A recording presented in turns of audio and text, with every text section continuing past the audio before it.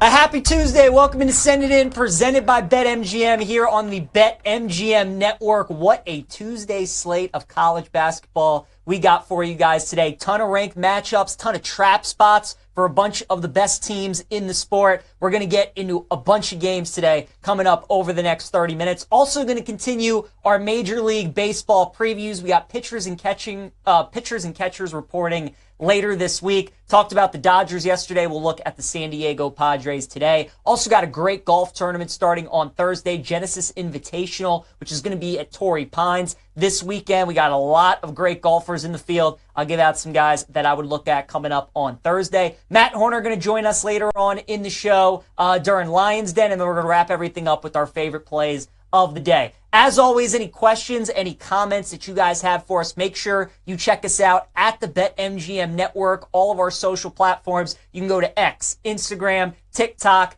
You can check us out on Twitch too. Send in anything that you guys have for us. We'll try and get to it over the next 30 minutes. And if you miss any part of the show, go check out the Send It In podcast, available wherever you guys get your podcasts. Let's get this thing rolling. Glasses in session. We go to the Glasser guest line. Check in with Isaac Schade, who joins us all the time here on Send It In, host of Locked On College Basketball. Make sure you guys give Isaac a follow on X at Isaac Schade. Isaac, man, you've been on a bunch of Tuesdays. We've had a lot of great slates. Tonight might be the best. We got a ton of big-time matchups. We'll get into a bunch of them. I want to start, though, with a couple of SEC matchups that certainly feel trappy, right? We got a big-time showdown coming up on Saturday between number 1 Auburn and number 2 Alabama. The Iron Bowl of basketball, it's going to be awesome, but both teams have to survive some sneaky road trips tonight. Auburn's going to Nashville to take on Vandy. Bama's going to Austin to take on Texas. Which team, Isaac, do you think should be more concerned tonight? Do you like Vandy with the points or Texas with the points? Man, it's so tough, Pete. And it's crazy. You're so right. Like, there are 7 ranked teams on the road on a random Tuesday night in February. Like, how great is that? But these certainly are 2 of them that we got to watch out for. When you look at Auburn, they've got to be livid at what happened at home Saturday against Florida. Thank goodness the AP voters got it right for once and weren't reactionary and vaulted Bama up to the top spot. And wildly disagree with me on that, but I'm so glad they kept Auburn at number 1. It's tough to say which this is a trappier game for. I think people look at Vandy and just think, oh, it's Vandy. They're awful. Look, this Vandy team is strong and solid. Obviously, Texas is really good. For me, Texas is more about their starting 5 than everything else. They don't have a ton of depth. But, man, Trey Johnson is an absolute stud of a freshman, folks. If you haven't seen him, check that out. If you're looking at the lines and the spreads and stuff, obviously it seems to make more sense to rock with Vandy because they got, bigger line and options there. But I just feel like with Auburn being like so upset at what happened, I feel like Janai Broome goes off in this thing, and it's so hard to maintain Chad Baker-Mazara and everything the fighting Bruce Pearls have. So I would probably actually go with Texas as the wide here, hosting Bama at home. All right, very good. Really good matchup in the Big Ten tonight. Purdue and Ann Arbor to take on Michigan. Isaac, we could do a whole segment on like who's the best team in the Big Ten, right? I mean, it could be Sparty, it could be Michigan, Purdue, Illinois. It's chaos towards the top. We got 2 really good ones tonight, Purdue and Michigan. Who do you like between these 2 teams? Gosh, this is a great game. I absolutely can't wait to see it. Yes, first place in the Big Ten is on the line because Purdue and both Michigan schools are tied at the top of the standings with 2 games each. So I'm just going to trust the building here. Michigan is the home team. The Twin Towers. Look, this is not the Popovich era Spurs with TD and the Admiral, but good grief. That combination of Vlad Golden and Danny Wolf is something different, man. I was worried about how it would work coming into the season, but boy, has it worked. And part of it is because Danny Wolf is such a dynamic playmaker as a 7-footer. Michigan obviously coming off that kind of hilarious win at Assembly Hall over Indiana this weekend, and all the post-game stuff with Dusty May and Mike Woodson. What a weird scene that was. But really, I think Michigan at home, I know this Purdue team is so solid. Braden Smith, a phenomenal point guard, but I just think the size and capability of the Michigan front court is too much for Trey Kaufman-Wren inside. Last time we had you on, Isaac, we were talking about Tennessee and Kentucky that night in Knoxville was like a double-digit point favorite. They end up winning the game outright. Tonight, they're a home dog again to Tennessee. They're going to be without Jackson Robinson, who might be their best player. Even without him, do you still like Kentucky tonight against Tennessee, or are you rolling with the Vols? I'm rolling with the Vols, man. I always think it's hilarious when both teams win on each other's home courts. It's been a bit of a struggle for Kentucky. I know they got Lamont Butler back, and that was a big help against South Carolina, right? But it's South Carolina. They haven't won an SEC game yet. Before that, the Wildcats had lost 4 out of 5, the Tennessee win being the only one in that stretch. So Tennessee upset-minded here, or not upset-minded, but revenge-minded is what I'm looking for there. And I just think you get enough from Zakai Ziegler and send Rick Barnes home back to Knoxville a happy man tonight. Really interesting game in Starkville. We got the Gators coming off of that huge win against Auburn, going up against Mississippi State, who, Isaac, I've been talking about all year. They're the kings of beating the teams that they're supposed to beat, but they've had trouble beating the big boys in the SEC, right? Like, they can't beat the Tennessees, the Bamas, the Auburns. You think they finally get that big win tonight against Florida? I don't think so. It's funny, PJ. You and I were talking before we taped. We saw a similar thing last night as Clemson was hosting North Carolina. We wondered if the Tigers would have an emotional letdown after that crazy win over Duke on Saturday. And the same thing's kind of true of Florida here. Like, what is the letdown after the win they had at Auburn? I mean, how did that? I'm still reeling from that without Elijah Martin. But I think this Florida team is veteran enough, experienced enough that they can go down to Starkville and continue that trend that you're talking about. I mean, it's exactly right. And Mississippi State has only won 3 of their last 8 games, and those games are against Ole Miss, South Carolina, and Georgia, while losing to all of those higher-level teams. Unfortunately for them, I do think that trend continues. We will see something to watch for, though. Is Elijah Martin back? I haven't seen anything on it yet, but Walter Clayton came back from injury on Saturday against Auburn, played a full 40 minutes. How does his body respond to that? That could be a changer in this thing, but ultimately, let's chop on. Yeah, really good point, too, about the guards, and keep an eye on if Elijah Martin is in there tonight for Florida. Sneaky good game in the Big 12 tonight. Isaac, maybe the hottest team in the country in Arizona, going on the road to the Little Apple to take on Kansas State tonight. Wildcats coming off the heels of that big upset against Kansas. Do you think they could get another one tonight against Arizona? I think they can. Absolutely. Will they? I don't know. What's funny, PJ, is this might be a little bit of a trappy game as well for Arizona, similar to what we talked about with the Alabama schools. Because what do they have coming up on Saturday? Houston Cougars are coming to Tucson. That's first place in the Big 12 on the line, as long as Arizona can take care of business tonight. K-State, man, they have been doing it. They were done and gone and left for dead. I'm trying to look back at what they were 7-11, 1-6 in the Big 12. Since then, they've reeled off 5 straight, including winning in Ames over Iowa State. And then, obviously, as you said, knocking off Kansas last week. They have been rolling and doing it. But, man, Arizona has found something different right now, man. They won a big-time, like, brutal game late Saturday night over Texas Tech. Really, really impressive win there. The question for me with Arizona is always CLE. The Caleb Love experience. Is he going to go 20 for 21 or 1 for 20, but hit that one that he hits is like a 3-pointer to win the game or something like that, right? So we're always watching for that with Arizona. But, man, they have found a different gear. I really think they go into Manhattan tonight and end that win streak for Jerome Tang's Wildcats. All right, so we got some really good SEC games. We got a great Big 10 game, a great Big 12 game, and then we get a good game out in Omaha tonight in the Big East, Isaac. We got UConn against Creighton. This line's kind of been going all over the place. Like, UConn took some money, and now Creighton's starting to take some money. They're up to 4.5-point favorites at BetMGM. What do you make of this game tonight? Dude, this one is so interesting, PJ. The Big East has been fun about the last 2 weeks because this whole top 4 has all been playing each other in kind of a round robin between UConn and Creighton, and then obviously St. John's and Marquette as well. Marquette has borne the brunt of this thing. They lost all 3 of those games. Yeah. The Eagles did. But, man, Creighton is another team I had kind of left for dead. Pop Isaacs went down earlier this season. I was like, Blue Jays, you've lost these guys. Now you lose Pop Isaacs. It's done and over. But, man, they have figured it out. Right now they are on a 9-game winning streak, the Blue Jays are. UConn comes into Omaha off of that loss to St. John's over the weekend. And ultimately, I think Creighton continues to roll here, which is kind of surprising for me. I don't think I would have been saying that recently, even though like Liam McNeely's back for UConn.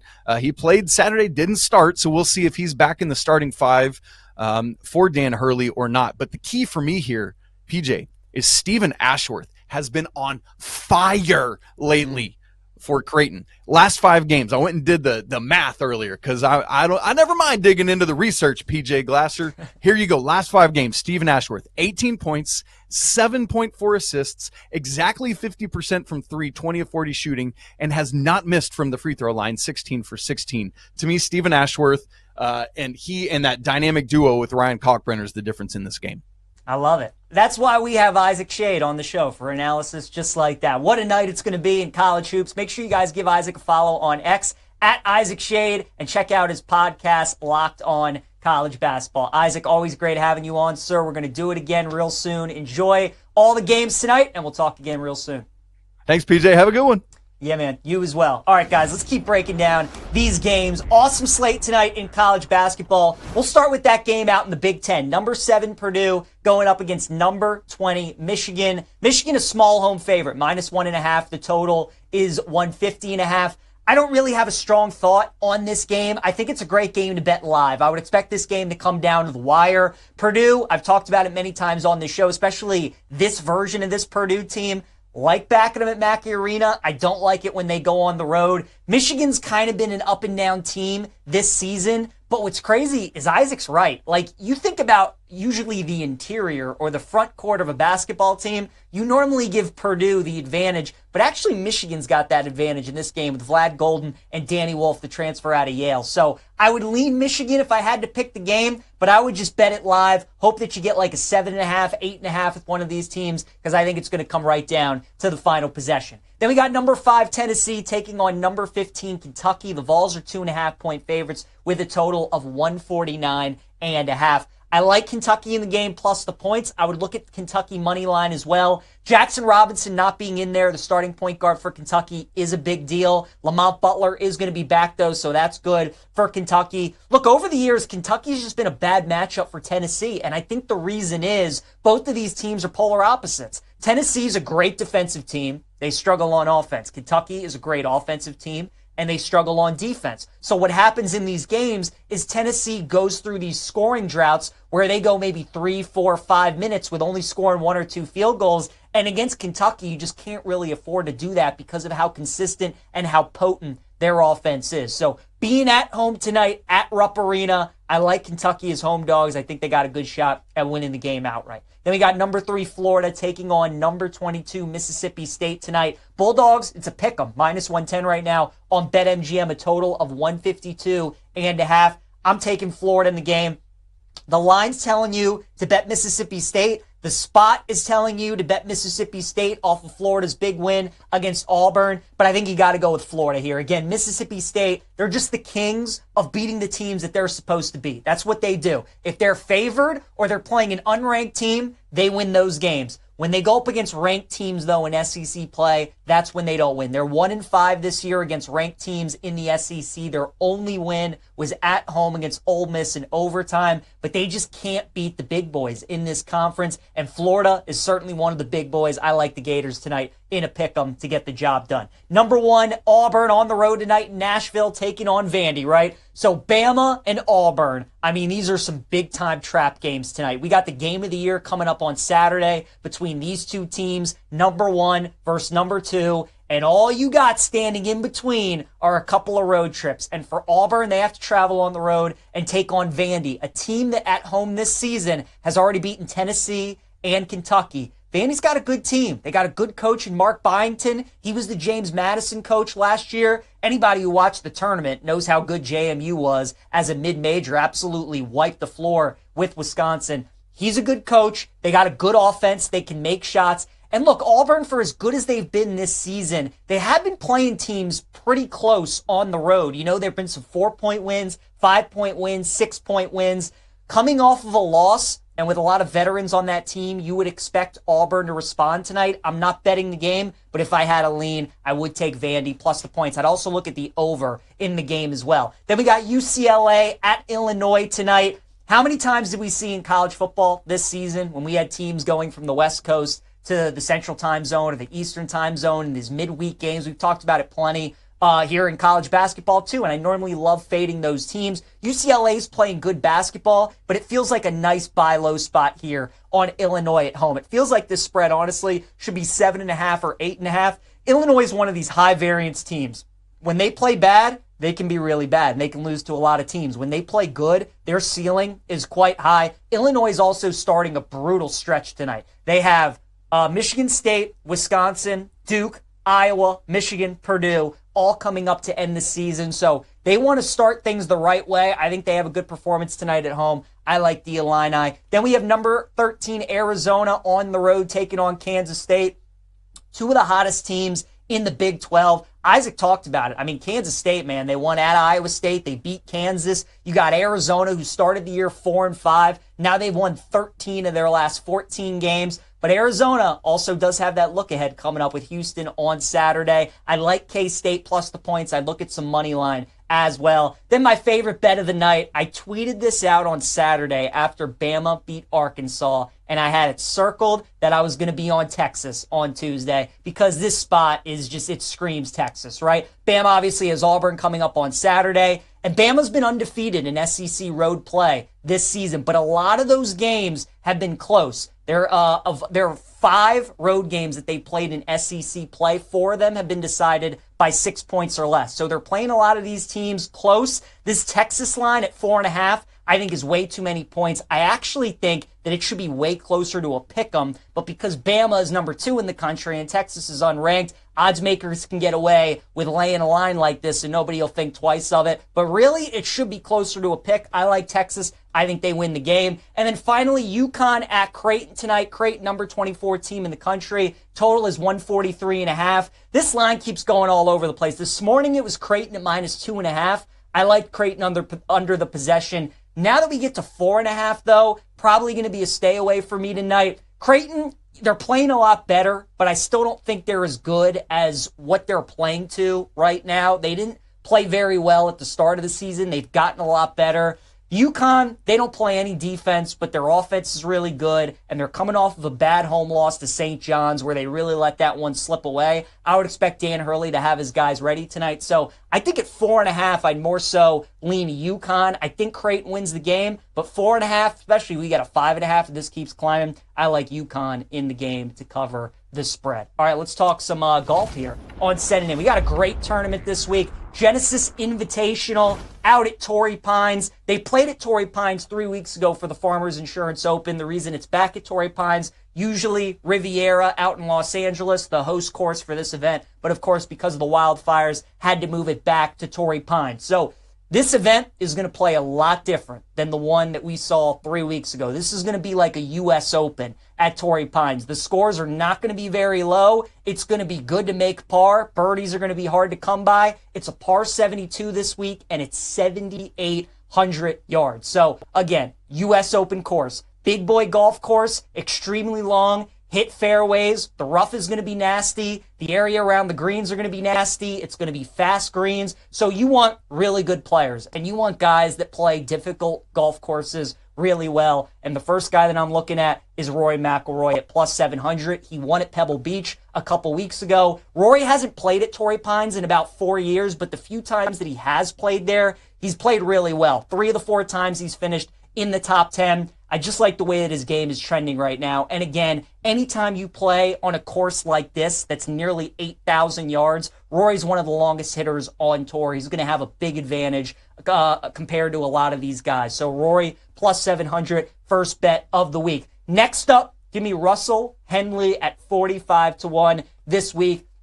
Russell Henley's the kind of guy that always plays difficult courses well. He usually always plays U.S. Open courses well. And why is that? Because he hits fairways, he's a great approach player, and he's got an excellent short game. When it's difficult and the conditions aren't all that good, That's when Russell Henley plays his best golf. They're calling for rain on Thursday and Friday in San Diego as well, so keep that in mind when you're handicapping this event. There's going to be some weather that guys are going to have to deal with, and if that's the case, that really helps Russell Henley. So 45-1 for Russell Henley. Keep in mind when they played the U.S. Open at Torrey Pines back in 2021, Russell Henley was the leader going into the weekend. So he's had success at this course, and when this course is played at its toughest, so I like Russell Henley 45-1. I also like Harris English at 50-1. Harris English was the winner here 3 weeks ago at the Farmers Insurance Open. So even though the course is going to play a lot different, you got to like the fact that he's got a bunch of confidence because he just won here 3 weeks ago. He's probably thrilled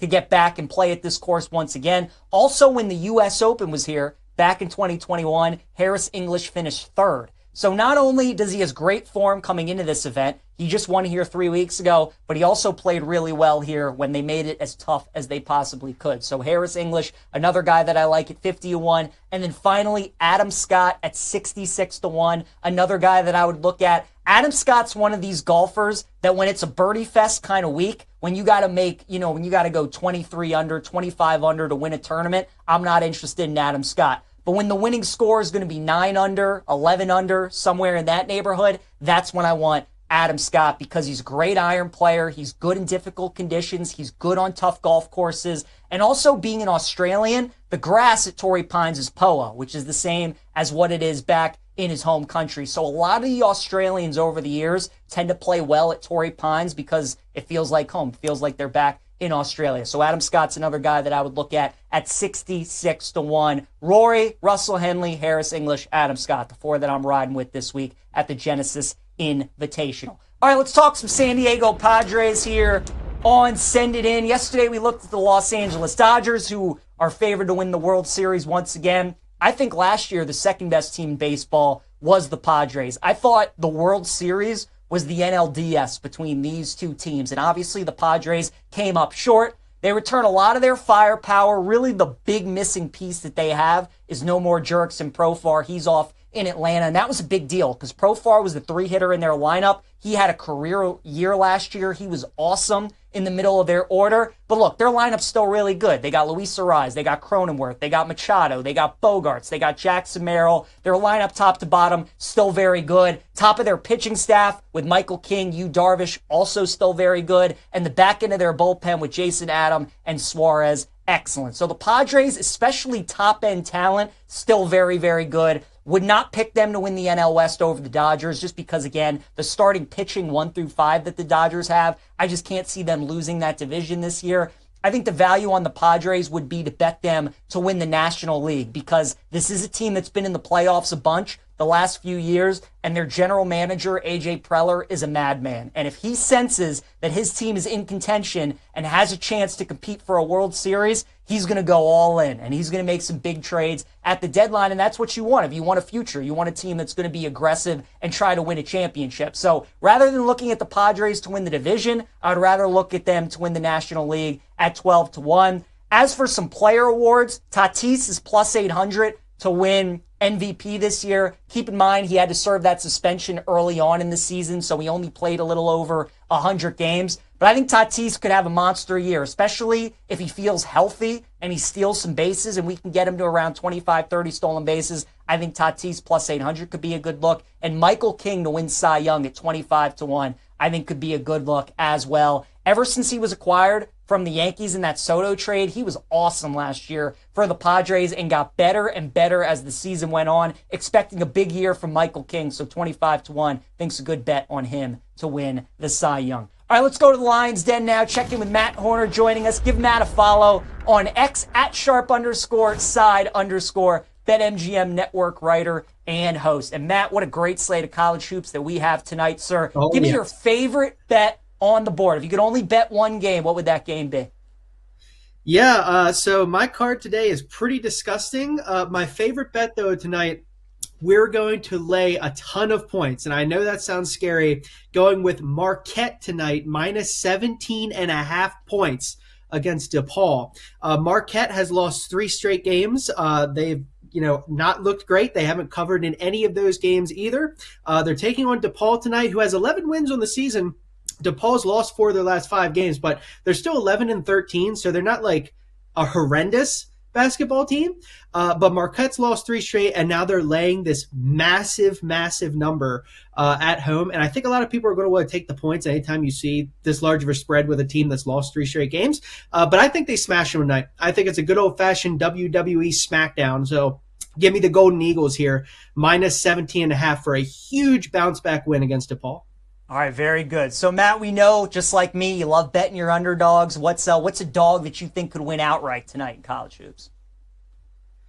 Yeah, so I have 2 underdogs tonight that I'm on, and both of them have lost at least 5 straight games. So right there, absolutely horrendous. First one I took was Indiana. I took them plus 11.5. Do I think they can win the game outright? I mean, probably not, but I just think this is way too many points with Indiana here against Michigan State. Their coach is basically gone. The team has no morale at all. They've lost over and over and over again. Nobody wants to bet Indiana right now, right? Absolutely nobody wants to take them, especially against Michigan State, who has been fantastic this year.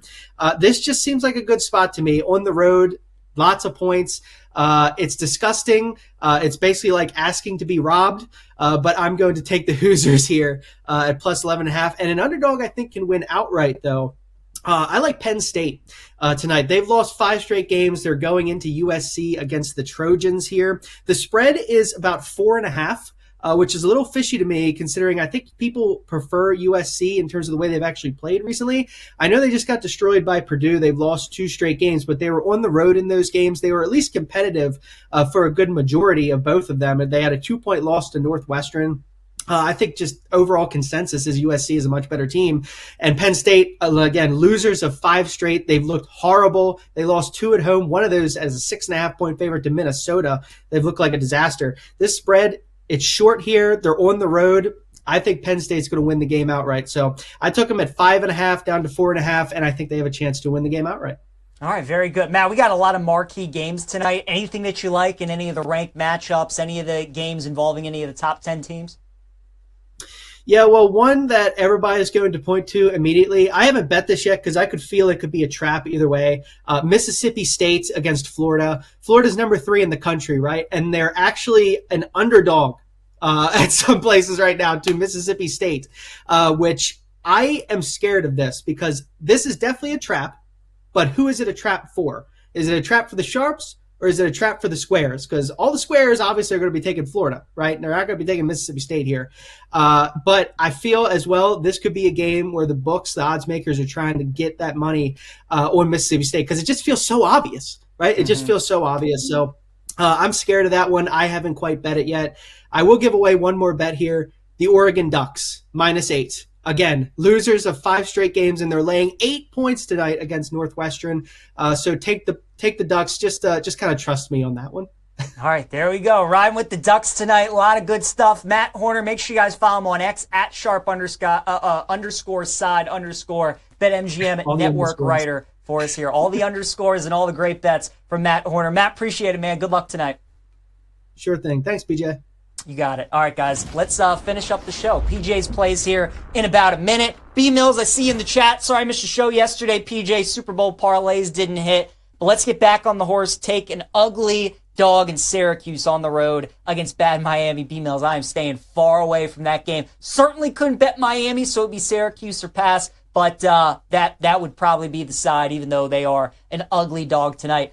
My prop block's going to be Kobe Brea, the guard for Kentucky. We're going over 10.5 points for him against Tennessee. No Jackson Robinson tonight for Kentucky. Their starting point guard, he's out. Brea is one of the best shooters in America. Tennessee's defense is so good. They do such a good job at taking away paint touches. They're going to give up some threes. Brea's got to be the guy tonight for Kentucky. We'll go over 10.5 points for Kobe Brea. Dog of the day, give me K-State tonight plus the points against Arizona. I think K-State wins the game outright. And my best bet, give me Texas plus 4.5 against Alabama. This is the look ahead of all look aheads to the showdown on Saturday with Auburn. Give me the Horns plus the points. Take some money line as well. Thanks again to Isaac Schade, Matt Horner for joining us on the show today. I'm going to be on You Better You Bet coming up 3 p.m. Eastern Time with Nick Costos. Make sure you guys tune into that. I'll see you there, and I'll see you tomorrow for another great episode. Send it in. Have a great rest of your day.